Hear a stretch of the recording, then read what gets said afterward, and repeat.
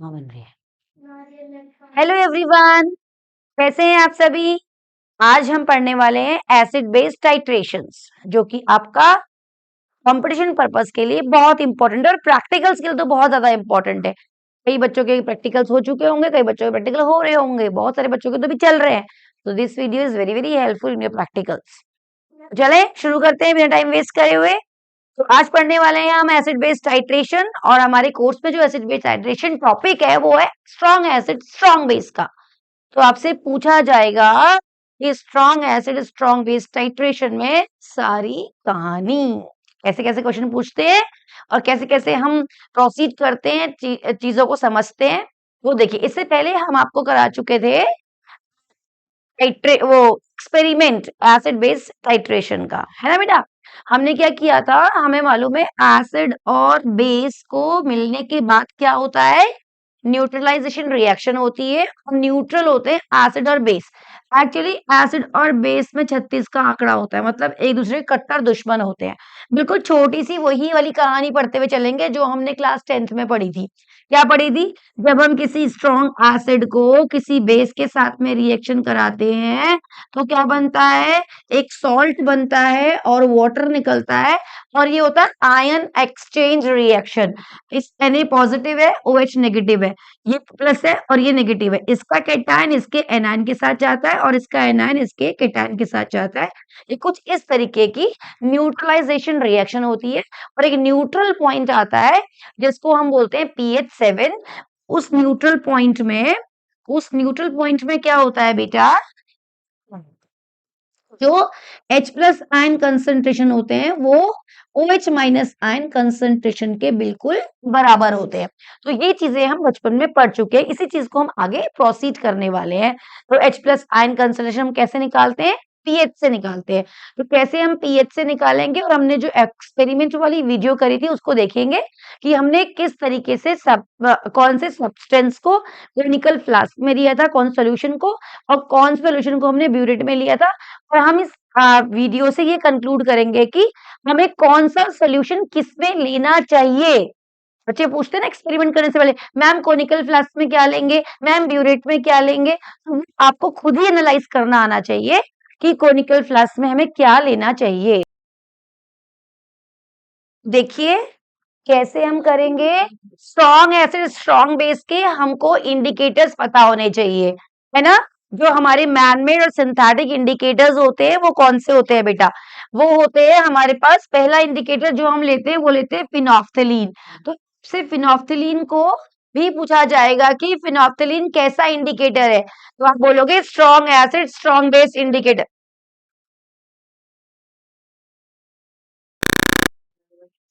Strong acid strong base indicator कौन सा होता है बेटा, फिनोफ्थलीन। तो इसको हम लिखते हैं, इसका सिंबल होता है HPH। अगर ऐसे भी लिखा हुआ होगा तो आप परेशान नहीं होंगे, दिस इज फिनोफ्थलीन ओनली, ठीक है। सेकंड होता है मिथाइल ऑरेंज, हम इसको लिखते हैं MOH। क्यों लिखते हैं अभी आपको मालूम चल जाएगा।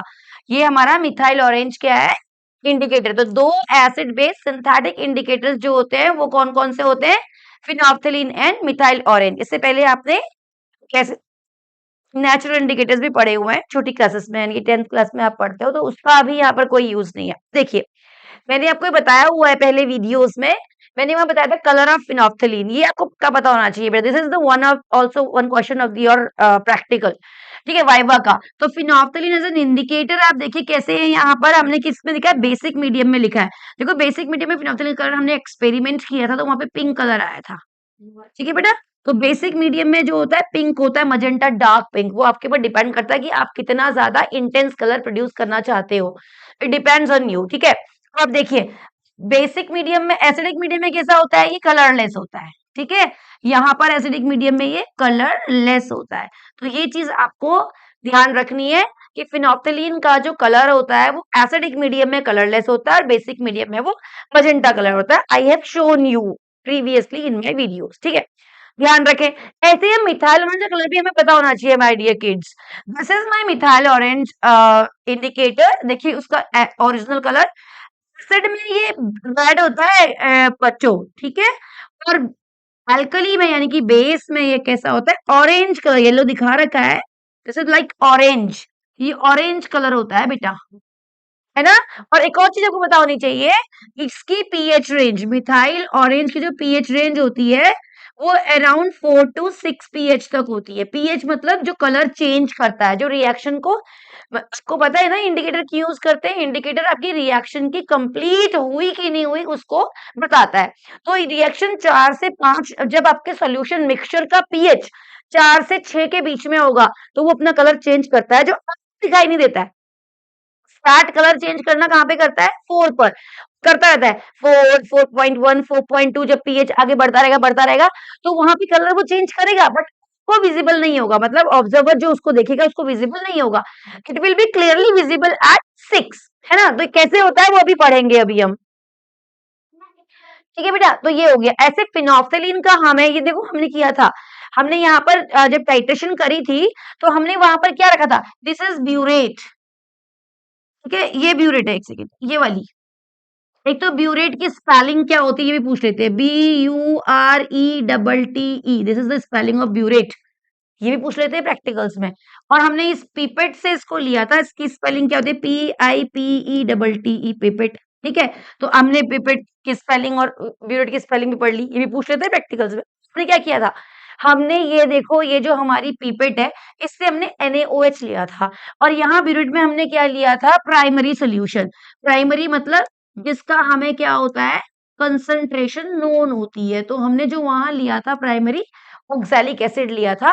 लेकिन अभी हम यहाँ पर एसिड बेस HCl और NaOH की बात कर रहे हैं, तो हम यहाँ पर मान लो कि हमने यहाँ पर HCl लिया, ठीक है बेटा, और हमने यहाँ पर क्या लिया, NaOH लिया।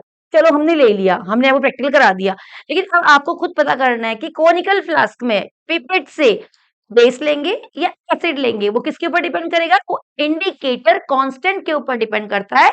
जिस तरीके से हमारे पास मिथाइल ऑरेंज का मैंने बताया 4 to 6 होता है, ऐसे ही HPH यानी कि फिनोफ्थलीन का भी इंडिकेटर कांस्टेंट होता है, वो होता है बच्चों 8 to 10, यानी कि फिनोफ्थलीन 8 pH पर अपना जो कलर है वो चेंज करना शुरू कर देता है, बट हमें दिखाई नहीं देता।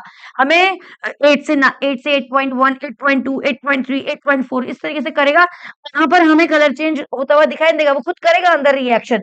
It will be clearly visible at 10, यानी कि 10 पर वो हमें क्या देता है, इंडिकेट कर देता है कि बस खत्म, की जो रिएक्शन है वो खत्म हो चुकी है, अब ब्यूरेट से सॉल्यूशन डालना बंद कर दीजिए। तो इट्स इंडिकेटेड एट 10, मतलब स्टार्ट हो जाएगा वो 8 से लेके 10 के बीच में। This is the indicator constant. तो इंडिकेटर के ऊपर डिपेंड करता है कि आप जो कोनिकल फ्लास्क में सॉल्यूशन लेंगे वो क्या लेंगे, वो एसिड लेंगे या फिर बेस लेंगे। तो क्वेश्चंस को नोट करते चलिए कि पूछेंगे क्या, ध्यान से वीडियो को पढ़िए तो आपको समझ में आएगा कि इसमें क्या चीज पूछी जानी है, ठीक है। ऐसे आपके पास KMnO4 का भी सोल्यूशन होता है, तो वो भी इसके ऊपर डिपेंड करता है। जब आप KMnO4 का सोल्यूशन लेकर उसको टाइट्रेट करते हैं, ये भी 12th क्लास में प्रैक्टिकल में है, तो वहां पर क्या होता है, सेल्फ KMnO4 खुद ही वहां पर इंडिकेटर का काम करता है ना। तो कंसेप्ट आपको हर चीज का सेम मिलेगा। चलिए, तो अभी हम देखते हैं आगे। और हमने क्या देखा कि इंडिकेटर हम टाइट्रेशन कर रहे थे, हमने वो टाइट्रेशन कराई है, और हमने वहां पर क्या करा था, अननोन सॉल्यूशन की कंसंट्रेशन हमने वहां पर फाइंड आउट करी थी। अब हम इस वीडियो में क्या करने वाले हैं, पूरा आयनिक इक्विलिब्रियम रिवाइज करने वाले हैं, मतलब कि एसिड बेस जो इंडिकेटर है वो जो एसिड बेस इंडिकेटर है वो कैसे काम करते हैं, और वो टाइट्रेशन कर्व कैसे बनता है, और कहाँ पर उसका इक्विवेलेंस पॉइंट होता है, कहाँ पर न्यूट्रल पॉइंट होता है, और हमें क्या चीज प्रैक्टिकली देखने को मिलता है, वो हम यहाँ पर पढ़ने वाले हैं, ठीक है बेटा। अब हम क्या करेंगे, देखो हमने क्या किया था, हमने लिया था कोनिकल फ्लास्क, ठीक है। कोनिकल फ्लास्क में अगर आपको याद हो तो हमने क्या लिया था, 25 ml। मैं यहाँ पर ले रही हूँ 0.1 मोलर Cl सोल्यूशन, ठीक है बेटा। अभी मैं एसिड ले रही हूँ, ठीक, और मैंने यहाँ पर लिया था ब्यूरेट, और इस ब्यूरेट को मैंने ब्यूरेट स्टेंट से कनेक्ट कर दिया था, और उसके बाद मैंने यहाँ पे क्या लिया था, यहाँ पर इस ब्यूरेट के अंदर primary solution, but I am taking NaOH over here and the concentration of NaOH is just half, इसकी जस्ट हाफ ले रही हूँ, 0.05 मोलर, ठीक है बेटा। तो अब क्या होने वाला है, जब हम ब्यूरेट से इसके अंदर मैं लेने वाली हूँ अभी फिनोफ्थलीन इंडिकेटर, 2, 3 जितने भी ड्रॉप्स हैं, लेकिन हर टाइट्रेशन में आप इक्वल अमाउंट ऑफ ड्रॉप्स लेंगे। 2 ड्रॉप्स ऑफ में लेने वाली हूँ फिनोफ्थलीन, ठीक है। रिएक्शन क्या होगी, HCl को जब आप NaOH के साथ डालते हो तो आयन एक्सचेंज रिएक्शन होती है, NaCl बनता है और वाटर बनता है। तो हम क्या करते हैं, जब शुरुआत में हमारी रिएक्शन शुरू नहीं हुई, टाइम 0 था, तो मेरे पास ये कितना था बेटा, इसकी कंसंट्रेशन कितनी ली है मैंने, 0.1 मोलर, इसकी कितनी ली है 0.05 मोलर। तो मैंने कितना एमएल लिया है, 25 एमएल लिया है। कोनिकल फ्लास्क में मैंने पिपेट से सक करके देखो 25 एमएल लिया है। I have written 25 ml over here. ठीक है, अब मैं इसको कितना लूंगी, आई डोंट नो, मुझे ब्यूरेट की रीडिंग नहीं मालूम, वो तो मुझे ड्रॉप ड्रॉप ऐड करनी है, तो मैं मान लेती हूँ कि मैंने 20 एमएल लिया है। ठीक है, मान के चलो कि 20 एमएल लिया। अब आपको पता है, अब आप हम इस तरीके से स्टोकियोमेट्रिकली हम क्या कर सकते हैं, वॉल्यूम से तो कंपेयर नहीं कर सकते। Will do what, we will calculate the moles, है ना। मोल कैसे कैलकुलेट करते हैं, वेट मोल को कैसे करते हैं, m1v1 से कैलकुलेट करते हैं। अगर ये वॉल्यूम मेरा ml में होता है तो क्या निकलता है, मिलीमोल्स निकलता है। कितना मोलर है, 0.1, और कितना लिया 25 ml, तो कितने मिलीमोल्स आए, 2.5 मिलीमोल्स आए। यानी कि HCl के कितने मिलीमोल्स काम कर रहे हैं, हम कितने लिए, 2.5 मिलीमोल्स लिए। और NaOH कितना लिया, आई डोंट नो, मैंने VML लिया है। ठीक है, कितना कंसेंट्रेशन, 0.05 मोलर, तो कितने मिलीमोल्स हो जाएंगे, 0.05 वी इसके मिलीमोल्स हो गए।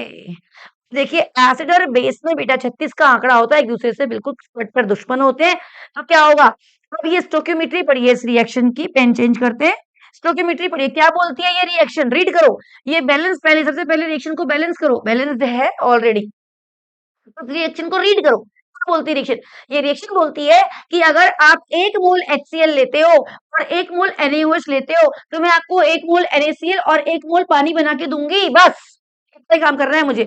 हाँ, लेकिन मोल्स क्या है, शर्त बराबर होने चाहिए। ये रिएक्शन जनरलाइज रिएक्शन है, लेकिन हम उसको हमने चेंज किया है। हमने क्या किया है, हमने NaOH के 0.05 मोल्स लिए, ठीक है, 0.05 मिलीमोल्स, इसके में 2.5 मिलीमोल्स। 36 का आंकड़ा होता है, एक दूसरे के साथ कट्टर दुश्मन होते हैं। जितने मिलीमोल्स मुझे इसके लेने थे, उतने अगर मैं इसके मिलीमोल्स लेती, क्या होता, क्यूड NaCl बनता और H2O बनता, पानी नमकीन हो जाता, pH 7 हो जाता, H प्लस N बराबर OH माइनस हो जाते। लेकिन यहाँ पर HCl ज्यादा है माय डियर किड्स। अगर HCl के मिलीमोल्स 2.5 है, इसके 0.05 मिलीमोल्स है, अगर ज्यादा है तो मैंने इनिशियली 2.5 मिलीमोल्स इसके लिए हैं और NaOH के इतने मिलीमोल्स लिए हैं। जब टाइम 0 था तो NaCl कुछ भी नहीं बना था, पानी कुछ भी नहीं बना था, और जब टाइम कुछ चला तो क्या बचा, तो HCl जो रिमेनिंग है वो ज्यादा है ना। अगर HCl, वैसे तो मुझे मालूम नहीं है, अभी तो VML है, HCl रिमेनिंग है, लेकिन अभी मैंने कोनिकल फ्लास्क में केवल HCl लिया है, NaOH नहीं डाला है, तो इसका मतलब वहां पर क्या है, कोनिकल फ्लास्क के अंदर 2.5 मिलीमोल्स मेरे HCl के हैं और NaOH कुछ भी नहीं है। ठीक है बेटा, तो ये हुई बात हमारे अभी इस चीज की, आप समझिए, रिएक्शन जो आपने पढ़ा हुआ है पहले से, मैंने वही बताया है। ठीक है, देखो दोबारा से एक बार देख लेते हैं क्या होता है। हमने क्या बोला कि जो HCl है उसने NaOH के साथ में रिएक्शन किया, पेन चेंज करते हैं बेटा, it is not clearly visible, देखो ये हो गया, तो बना मेरा NaCl और H2O, डन। अब मैंने क्या किया, T0 में मेरे पास ये 2.5 मिलीमोल्स थे, ये मेरे पास 0.05 मिलीमोल्स है, ये कुछ नहीं था, ये कुछ नहीं था, और T इक्वल्स टू T में जब टाइम इक्वेशन मेरी चली तो क्या हुआ, शुरुआत कितना हुआ, बिल्कुल शुरू में जब कोनिकल फ्लास्क में 25 ml मैंने HCl लिया था, तो total all the moles are of, जितने भी मिलीमोल्स थे वो किसके थे, आर ऑफ HCl, क्योंकि वहां NaOH था ही नहीं। यानी कि NaOH नहीं था तो pH क्या होगा, pH जो होगा बेटा वो कितना होगा, लेस देन 7 होगा, और H plus ion concentration OH ion से कई ज्यादा होगी, और हम क्या करेंगे वहां पर HCl के मिलीमोल्स निकालेंगे। आपको पता है, आपने पढ़ा हुआ है इक्विलिब्रियम में, जब आप HCl को डिसोशिएट करते हो तो ये रिएक्शन बहुत ज्यादा फॉरवर्ड, बहुत कम बैकवर्ड होती है। क्यों, क्योंकि ये स्ट्रॉन्ग एसिड कैटेगरी में आता है, और जब डिसोशिएट करोगे तो H प्लस Cl माइनस बन जाता है, और जो आयन, जो कंसंट्रेशन इस स्ट्रॉन्ग एसिड की होती है वही उसमें H प्लस आयन कंसंट्रेशन होती है, और इससे हम क्या निकालते हैं, pH निकाल लेते हैं माय डियर किड्स, जो कि होता है negative logarithm of H plus ion. और अगर हमें pH से H प्लस आयन कंसंट्रेशन निकालना होता है तो हम H प्लस आयन कंसंट्रेशन कर देते हैं 10 to the power minus of pH. These formulas you should know, you have studied in ionic equilibrium. यही फॉर्मूला को हमें यूज करना है। तो आप ये समझो कि जो HCl की कंसंट्रेशन है वही H प्लस की कंसंट्रेशन है, यानी कि जितना आपने HCl डाला है उतने ही आयन उसके अंदर H प्लस है, और स्ट्रॉन्ग एसिड होने की वजह से हम pH का डायरेक्ट फॉर्मूला लगा देंगे। यहाँ पर और कोई चीज चलने वाली नहीं है, डायरेक्ट फॉर्मूला यहाँ पर लग जाएगा। ठीक है, चलो क्या हुआ अब देखते हैं, एक सेकेंड ऐड करते हैं। ठीक है बेटा, क्या हुआ देखो, अब हमारे पास क्या था, हमने बोला कि H प्लस आयन कंसंट्रेशन। तो चलो एक काम करते हैं, हम ना एक टेबल बना लेते हैं, टेबल बनाने से हमें ज्यादा आइडिया लग जाएगा। चलो बेटा यहाँ बनाते हैं एक टेबल, यहाँ पर लिखते हैं वॉल्यूम ऑफ कितना 0.1 मोलर HCl सोल्यूशन। ठीक है, और यहाँ लिख देते हैं वॉल्यूम ऑफ NaOH, जो हम कहाँ से ऐड करेंगे, ब्यूरेट से। ठीक है बेटा, ये हम ब्यूरेट से ऐड करने वाले हैं। अब हमें क्या करना है, पीएच लिख लेते हैं यहाँ पर। ठीक है, और यहाँ पर जो भी देना होगा रिमार्क और जो भी कंक्लूड करना होगा वो हम यहाँ पर कंक्लूड कर लेंगे कि क्या मिल रहा है हमें। ठीक है, कंक्लूजन हम यहाँ पर लिख देंगे। चलो, मैंने कोनिकल फ्लास्क जो लिया था उसमें क्या लिया था, ये जो मैंने कोनिकल फ्लास्क यहाँ पे एक्सपेरिमेंट करने जा रहे हैं, हमने यहाँ पर कोनिकल फ्लास्क लिया था dear kids, and I have taken 25 ml of HCl. Okay, so I will put over here 25 ml. When 25 ml was there, जब केवल 25 ml था, मैंने ब्यूरेट से रीडिंग शुरू नहीं करी है, then volume of NaOH was 0 and most probably its pH will be 1. ठीक है, ऐसे ही मैं ना तो pH कितने कहाँ से कहाँ तक होता है बेटा, 14 तक होता है, 1 से 14 तक pH मीटर में रेंज होती है। तो हम लिख लेते हैं 1 2 3 4 5 6 7 8 9 10 11 12 13, चलो 13 ना 14 जो भी है इतना लिख लेते हैं, और फिर हम इस तरीके से pH का बनाते हैं। ठीक है, अब आप देखिए 25 ml मेरे पास था, जब कि देखो कोनिकल फ्लास्क में मेरे पास 25 ml ही रहेगा बच्चों। क्यों रहेगा कोनिकल फ्लास्क में 25 ml, क्योंकि आई हैव टेकन 25 ml, मैंने 25 ml ही तो लिया है, तो उसमें तो मेरा 25 ml ही रहने वाला है, और जो मैं ऐड करूंगी धीरे धीरे वो मेरा NaOH ऐड हो चला जाएगा। तो आई विल पुट 25 ml, पूरे में हम 25 25 25 ऐसे ही पुट कर देंगे। डन, ये हमारा कोनिकल फ्लास्क के अंदर था। pH 0 हो गया, अब मुझे ब्यूरेट से डालना है। ठीक है, पहले कैलकुलेशन देख लेते हैं कि हम करेंगे कैसे कैलकुलेट। जब pH, मैंने आपको बताया था कि जो H प्लस आयन कंसंट्रेशन होती है वो कैसे निकालते हैं हम, 10 to the power minus pH से निकालते हैं। ठीक है, pH मैंने कितना रखना है 1, pH 1 जब था तो NaOH की कितना था, कंसंट अमाउंट 0 था। ठीक है, अब इनिशियली जब मेरा इनिशियली मैंने जब काम किया, जब तो क्या था मेरा इनिशियली, मेरा H प्लस आयन ज्यादा था OH माइनस आयन से। ठीक है, तो मुझे क्या निकालना है, H प्लस आयन कंसंट्रेशन। ठीक है, वो कैसे निकलेगी, कितने मिलीमोल थे, 2.5 मिलीमोल HCl के थे। ठीक है, अभी मैंने धीरे धीरे करके ड्रॉप ड्रॉप करके NaOH डाल रहे हैं, तो कितना डाल रहे हैं, 0.05 वी, इतने मिलीमोल्स मेरे पास NaOH के थे। तो क्या हुआ, जितना HCl ज्यादा है NaOH ऊपर से आप डाल रहे हो, वो कुछ खा जाएगा। क्यों खाएगा, क्योंकि एसिड और बेस की कट्टर दुश्मनी होती है, जब तक एक पूरी तरह खत्म नहीं होता तो दूसरा सांस नहीं लेता, कहता आ बेटे मैं तेरे को खत्म करूंगा है। तो ऐसे करके क्या होता है कि एसिड बेस को पूरा खा देता है, और बेस एसिड को खाता है, जो स्ट्रांग होता है वो वहां रह जाता है। तो यहाँ पर ज्यादा अमाउंट किसका है, HCl का है, तो वो उसे खा जाएगा। तो कितना बचेगा, हमने यहाँ लिख दिया मिलीमोल्स, किसके बचे, HCl के बचे। टोटल वॉल्यूम में निकालेंगे कंसंट्रेशन, कैसे निकालेंगे, 25 तो पहले से मेरा HCl था, और VmL जो मैंने ऊपर से डाला, क्या डाला बेटा, NaOH डाला, तो ये अमाउंट आ गया मेरा NaOH का, और ये पूरा का पूरा जो वॉल्यूम आ गया वो मेरा आ गया कोनिकल फ्लास्क के अंदर। इतना होता चला जा रहा है क्योंकि पहले से मैं 25 ले चुकी थी, और ऊपर से ड्रॉप ड्रॉप करके VmL NaOH मैंने डाला। 5 calculating by using this formula I will calculate the concentration of H plus ion, और H प्लस आयन कंसंट्रेशन मुझे कहाँ से मिलेगी, pH से मिलेगी। ठीक, pH 2 से करना शुरू करते हैं क्योंकि इसका तो वॉल्यूम हमें मालूम है। ठीक है, चलो, जब pH 2 होगा सॉल्यूशन का तो उस वक्त कितना NaOH डल चुका होगा, है ना बेटा। चलो ये करते हैं, वहां पे करें, एक सेकेंड इसको इरेज करते हैं। तो टेबल हमारे सामने होनी चाहिए, so I have to use eraser. Where is eraser, this one is eraser. ठीक है,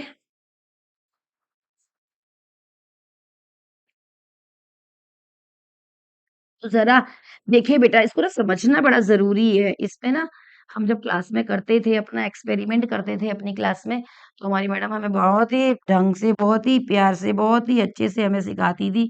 वो कई बार सिखाती थी और हमने बहुत मेहनतों से बहुत मेहनत करके, बहुत लैब में तपस्या करके रात-दिन सेट लगा के ये सब चीज़ें सीखी हैं। तो आप भी मेहनत करो और सीरियसली क्लास में एक्सपेरिमेंट करो, क्योंकि जब लैब में आप एक्सपेरिमेंट करते हो तो खासकर बच्चे क्या करते हैं, आते हैं बॉयज़ बहुत ज़्यादातर जाते हैं, ये मिलाया, वो मिलाया, कलर चेंज हो गया एक्सपेरिमेंट। तो अननोन तरीके से ना जानते हुए कुछ भी काम मत करिए, क्योंकि जब तक आप नहीं जानते इस चीज़ को करने से कोई फ़ायदा नहीं है, कुछ भी एक्सीडेंट कुछ भी हो सकता है बेटा, है ना? तो रूल्स तो बनाए इसलिए जाते हैं कि उन्हें फ़ॉलो किया जाए, क्योंकि पहले वाले लोग रूल्स कब बनते हैं, जब पहले वाले किसी साइंटिस्ट ने करी होती है कोई गड़बड़, तो उसे कंक्लूज़न निकालते हैं नहीं ये नहीं करना है। जैसे फ्लोरीन कितनी खतरनाक फ्लोरीन एक छोटा-सा मॉलिक्यूल है, उसे इकट्ठा करना देखो क्लोरीन तो Cl2 गैस की फ़ॉर्म में मिलती है और ब्रोमीन Br2 लिक्विड की फ़ॉर्म में मिलता है। आयोडीन तो भैया सॉलिड है, सॉल्ट की फ़ॉर्म में शाइनी होता है, बिल्कुल मिलता है। F2 आपने कहीं नहीं देखा होगा, F2 कलेक्ट करने में 5 साइंटिस्टों की डेथ हो गई थी।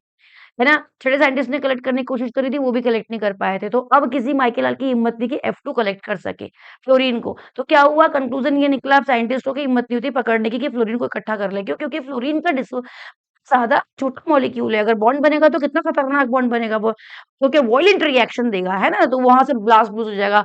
तो ये सब हुआ था, साइंटिस्टों ने ये कहते हैं उससे कंक्लूज़न निकाला कि ये भई फिर लिख देते हैं कि ये खतरनाक चीज़ है, इसको ज़रा हैंडल ढंग से किया जाए। तो जब करा किसी ने जीवन भर इतनी तपस्या करी है, तो उन रूल को आपको फ़ॉलो करना चाहिए। ठीक है? चलो, क्योंकि चीज़ें बड़ी सेंसिटिव होती हैं बेटा। अगर किसी ने लिखा है तो कुछ सोच समझ के ही लिखा होगा। तो 25 ml आपने ये लिखा। चलिए हमने सॉल्यूशन निकाला था H प्लस आयन कंसंट्रेशन और H प्लस हमने कहा था कि हम कैसे निकालेंगे 10 to the power minus pH से निकालेंगे। तो यहाँ पर जो हो जाएगी बेटा 10 टू द पावर -2 इसकी कंसंट्रेशन हो जाएगी। और जब H प्लस आयन कंसंट्रेशन मेरे पास 10 टू द पावर कितनी थी, -2 थी, तो मेरे पास 2.5 मिलीमोल्स HCl के थे, जिसमें से 0.05 वी मिलीमोल्स किसके थे, मेरे पास NaOH के थे और 25 प्लस वी जो मेरा वॉल्यूम इसका था, आप कैलकुलेट करिए 0.01 इक्वल्स टू 2.5 माइनस 0.05 वी बेटा। अगर आप इसे कैलकुलेट करोगे तो आपको ये मिलेगा आई थिंक 37.5 ml NaOH आपको ये मिलेगा।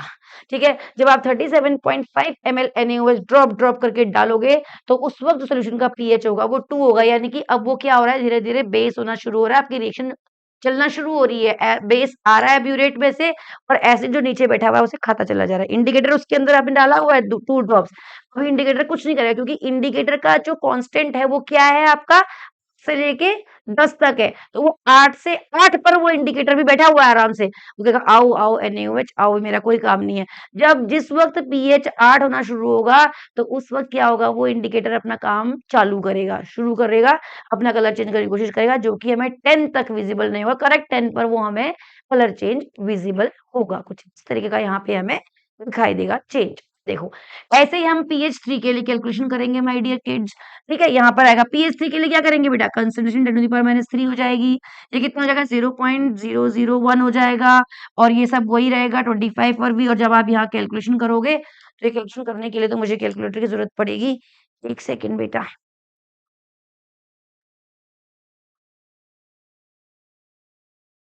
कितना होने वाला है वो आप देखेंगे। अगर हम यहाँ देखेंगे तो हमें कितना मिलेगा 25 0.00।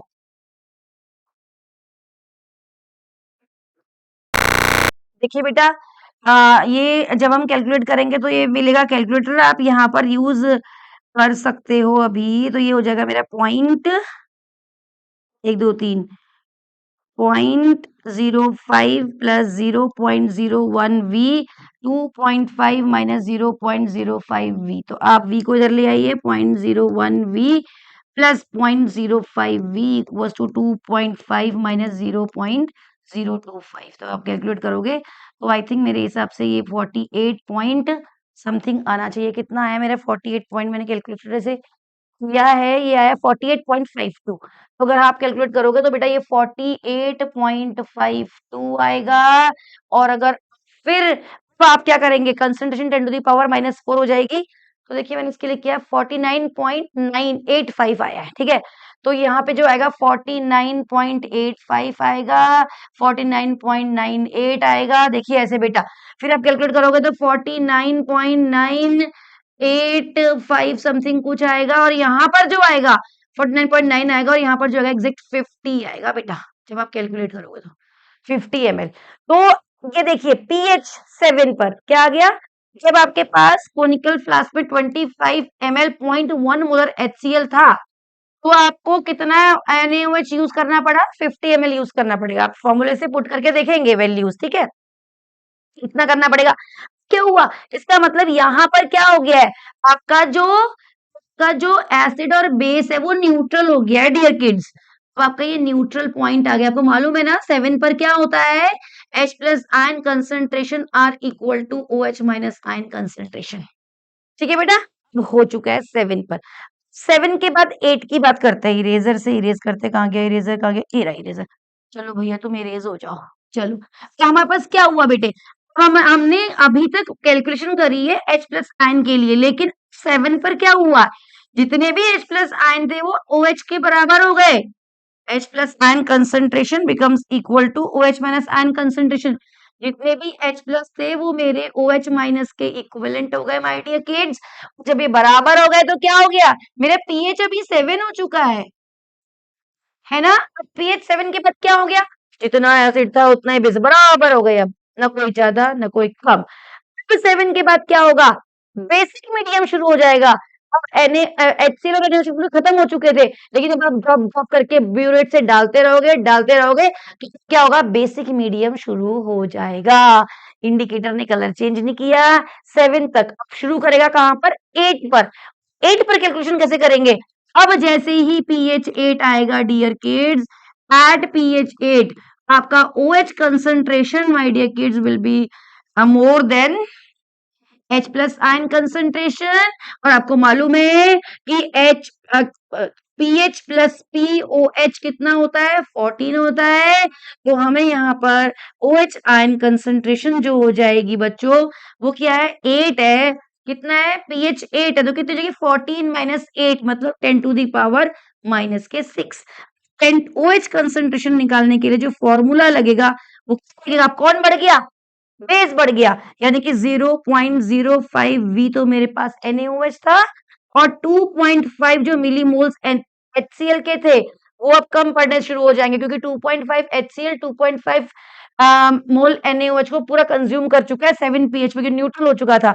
तो जो बेस आएगा, बेस डालते जा रहे हैं तो वो ज्यादा हो जाएगा, और यहाँ जो वॉल्यूम बचेगा वो कितना बचेगा, वॉल्यूम V।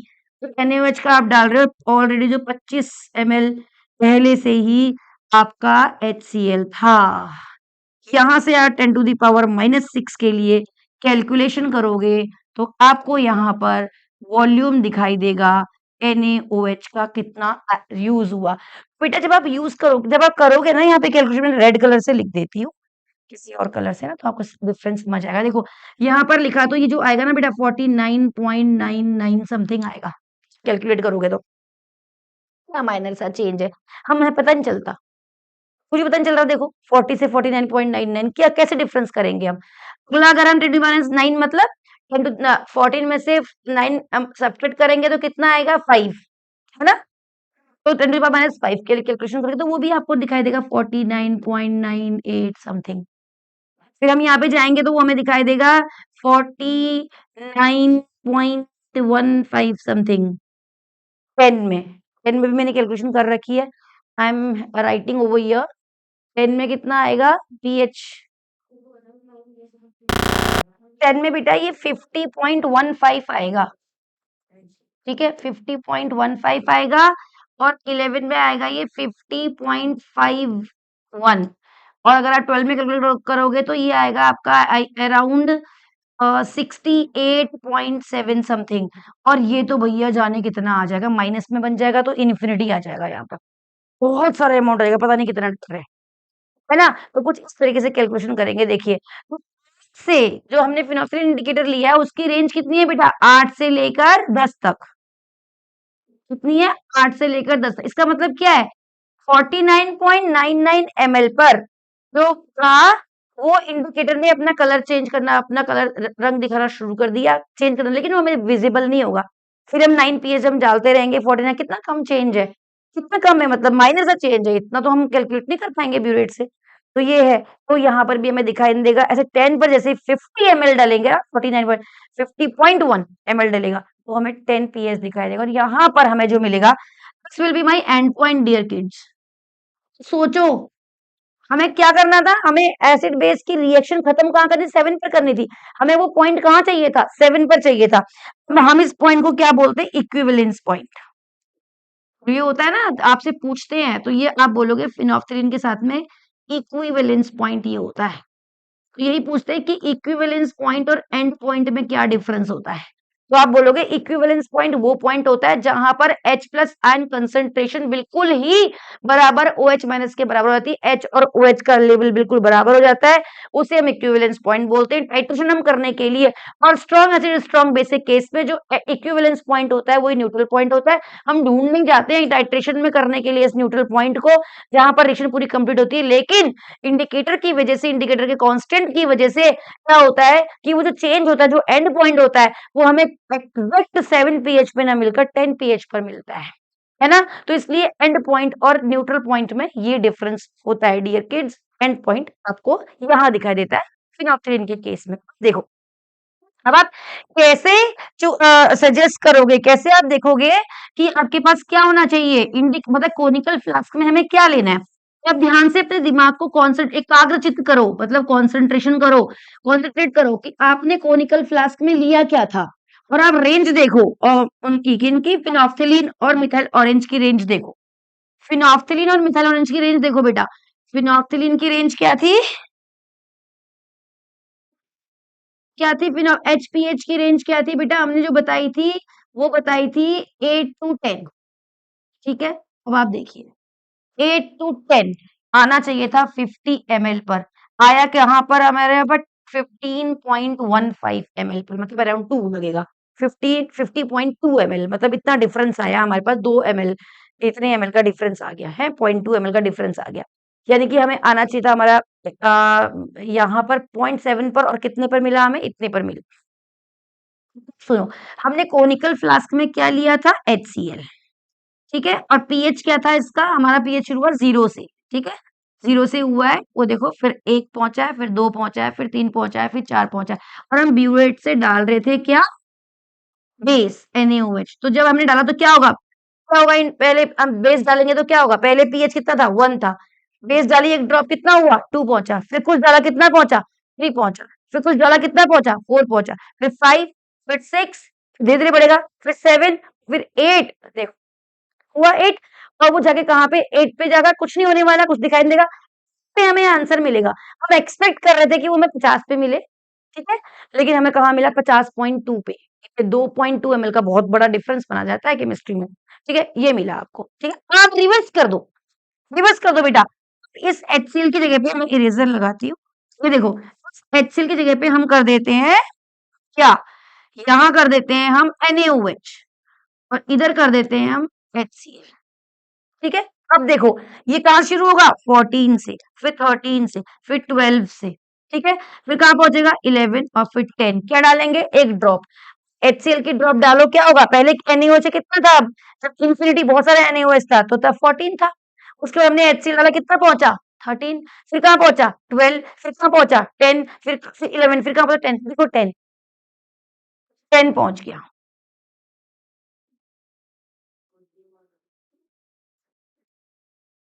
है ना, 10 पहुंच गया, इसका मतलब क्या हो गया, हमारे पास पहले हमें क्या मिल गया, हमारा एंड पॉइंट हमें पहले मिल गया, इक्विवेलेंस पॉइंट बाद में मिला।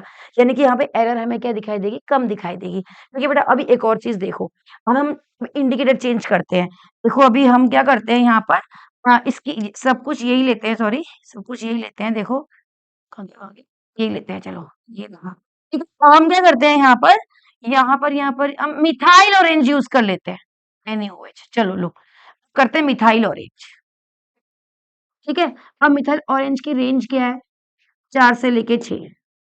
ठीक है, 4 से लेके 6, अब हम मैंने इसके अंदर डाला हुआ है मिथाइल ऑरेंज, 4 से लेके 6, कितना पीएच है, 14 है, फिर 13 है, फिर 12 है, मैं डाल रही हूँ, यहाँ से डाल रही हूँ मिथाइल ऑरेंज, 14, 13, 14 कितने पे जाएगा? 6 पे जाके वो आंसर देगा और शुरू कहाँ से होगा? 4 पे, है ना? 4 पे शुरू हुआ, आंसर कहाँ पे दे रहा है? 6 पे दे रहा है। 49.85 का जाके 50 पर आंसर देगा। लेकिन अगर मैं इसको ही HCl को नीचे और NaOH को ऊपर कर दूं बच्चों, तो क्या होगा? मुझे एंड पॉइंट पहले मिल जाएगा, क्योंकि अब मेरा यहाँ पीएच कहाँ से शुरू होने वाला है? 1 से। यहाँ शुरू होना है 1 से, होगा ना? 1, 2, 3, 4 यहाँ से बेस डाल रहे हैं, इसके अंदर मिथाइल ऑरेंज है, तो क्या होगा? पहले डालोगे बेस, पहले इसके अंदर एसिड है, यहाँ से बेस डालोगे तो क्या होगा? 1 से कहाँ पहुंचेगा? 2 पर, 2 से कहाँ पहुंचेगा? 3 पर, 3 से कहाँ पहुंचेगा? 4 पर। देखो को 4 पर कलर चेंज होना दिखाई देगा, और 49.85 पर और 50 में, कितने पर?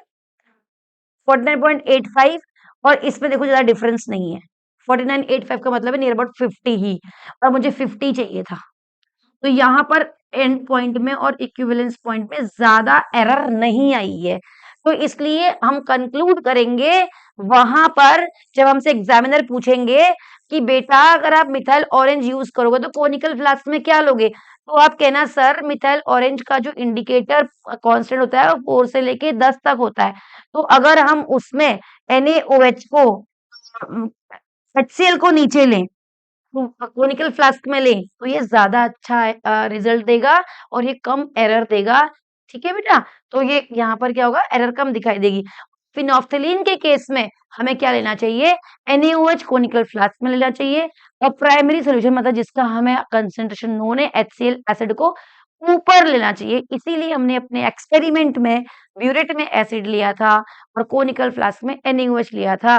तो अगर आपको पहले से मालूम हो कि आप फिनोफ्थलीन इंडिकेटर लिखा होता है, फिनोफ्थलीन में मैंने दिखाया था, वीडियो कर बनाई थी, अब आप देखना, उसमें फिनोफ्थलीन लिखा होता है, तो फिनोफ्थलीन तो स्मेल करके भी समझ में आ जाता है। मिथाइल ऑरेंज तो ऑरेंज कलर होता है, फिनोफ्थलीन तो कलरलेस होता है ना? तो वो समझ आ जाता है। तो अगर आपको पता है पहले से कि आप फिनोफ्थलीन इंडिकेटर यूज करने वाले हो, तो बिना सोचे समझे NaOH को कोनिकल फ्लास्क में लेंगे और एसिड को आप ब्यूरेट में लेंगे, और अगर आप मिथाइल ऑरेंज यूज करने वाले हो तो आप एसिड को नीचे लोगे और ब्यूरेट में आप क्या लोगे बेटा? बेस लोगे। तो ये चीज आपको बहुत जरूरी है। It depends on indicator constant, you should know about the indicator constant of both the indicators. ठीक है, तो ये तो बात हुई हमारे इंडिकेटर कांस्टेंट की। तो आप यहाँ से इंडिकेटर कांस्टेंट पढ़िए, ठीक है, इसको करिए। अब हम नेक्स्ट वीडियो में करेंगे इसका कर्व, कैसे हम कर्व ड्रॉ करेंगे। तो नेक्स्ट वीडियो में नहीं, इसी वीडियो में बता देते हैं, अभी ज्यादा बड़ा काम नहीं है, तो चलो उसको इरेज करते हैं। ठीक है, अब हम कुछ नहीं करते, हम एक कर्व ड्रॉ कर लेते हैं। तो अब वहां पर आपसे ये भी ग्राफ दिया होता है, बच्चों को बोलते हैं बताओ भाई एसिड बेस स्ट्रॉन्ग बेस है तुम्हारे कोर्स में, तो हम जब पूछते हैं तो यही पूछते हैं, बताओ न्यूट्रल पॉइंट में क्या, न्यूट्रल पॉइंट और इक्विवेलेंस पॉइंट में डिफरेंस बताओ बेटा, ये बताओ ये क्या होता है, इसमें क्या डिफरेंस होता है, कौन सा इंडिकेटर यूज करेंगे, क्या करेंगे, सवाल ही यही होते हैं बच्चे से पूछो। तो हम अगर हम ग्राफ बनाते हैं तो हम क्या करेंगे बच्चे, हम यहाँ पर लेंगे 0 और यहाँ ले लेते हैं पीएच। ठीक है, वाई एक्सेस पर हम ले लेंगे पीएच और यहाँ ले लेंगे हम वॉल्यूम जो हम NaOH का ऊपर से ब्यूरेट से ऐड कर रहे हैं फिनोफ्थलीन के मिथाइल ऑरेंज के केस में। ठीक है, और फिनोफ्थलीन केस में क्या करेंगे, हम HCl ऐड करेंगे। तो पीएच 1, 2, 3, 4, 5, 6, 7, 8, 9, 10, 11, 12, इस तरीके से आप 14 तक इसको ले लेंगे। ठीक है, और 0 पीएच में हमने वॉल्यूम, और यहाँ से ले लो 10, 20, 30, इस तरीके से 40, 50, 60, 70, 80, 90 सो ऑन। ठीक है, ऐसे ले लो। अब हम ग्राफ ड्रॉ करते हैं। देखो 0 पर कितना पीएच है? 1 है, 0 पर 1 है, ग्राफ मेरे यहाँ शुरू होने वाला है। ठीक है, 0 वॉल्यूम पर, जब वॉल्यूम 0 था NaOH का तो पीएच 1 था। 37.4 यानी कहीं कहाँ कहीं आएगा 37.4 पर पीएच कितना है? 2 है। ये ग्राफ कुछ ऐसे बनने वाला है, देखो 2 पीएच है ना, ये ग्राफ कुछ ऐसे बनना है। 3 पर 48.2, 3 पर 48 कहीं यहाँ आ जाएगा, और 3 ये रहा, कुछ इस तरीके से आएगा। मैं पेन को चेंज करूंगा, अच्छा लास्ट में करूंगी, ठीक है, ये रहा मेरा फोर्ट। फिर इस तरीके से, फिर 4 पर 49.8, 444 पीएच पर 49 भी कहीं यहीं रहेगा, 4 ये सीधा रहेगा। फिर 5 पर कितना है? 49, वो भी इतना ही रहेगा 5 पर।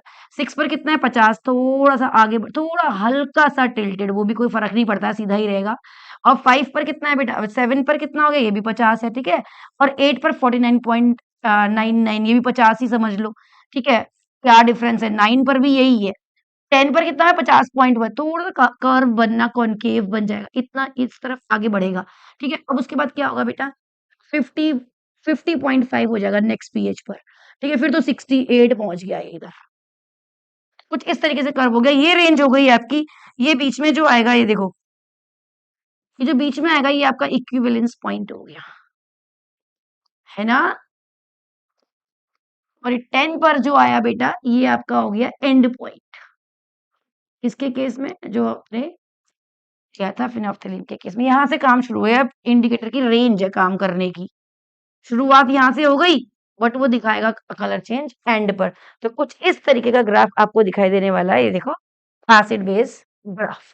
तो कुछ इस तरीके से आप कैलकुलेशन करेंगे, नहीं कुछ समझ में आएगा तो डाउट भी पूछ सकते हैं कि मैडम यहाँ पर कैसा हुआ, हम आपको बता देंगे। This is all about acid base indicator titration. तो आप पढ़ते रहिए, इक्विवेलेंस पॉइंट, इस पॉइंट में डिफरेंस, यही आपसे वाइवा में पूछते हैं और वाइवा में आंसर दे दिया, यहाँ से मार्क्स बने तो यहीं से आपकी कॉन्फिडेंस लेवल बढ़ना शुरू हो जाता है। क्योंकि सामने अरे भाई मार्क्स से कोई मतलब नहीं है, लेकिन आप किसी के सामने, किसी ज्यादा इंटेलिजेंट आदमी के सामने आंसर देते हो तो कॉन्फिडेंस बढ़ जाता है ना? तो वो चीज बहुत जरूरी है। और कॉन्फिडेंस तो भैया सक्सेस की कुंजी है। पढ़ते रहिए और सब देखते रहिए, वीडियोस को फॉलो करते रहिए। Bye bye, all the best.